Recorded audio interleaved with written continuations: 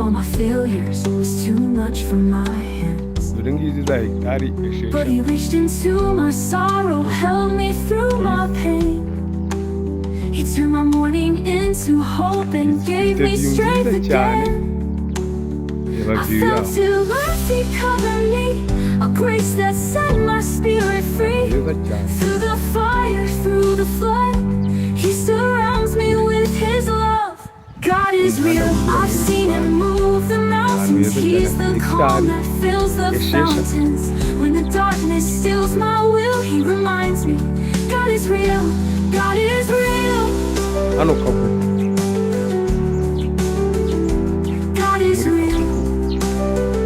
ahantu heza cyane hari amazu ahubatse abo ni abaturanyi babo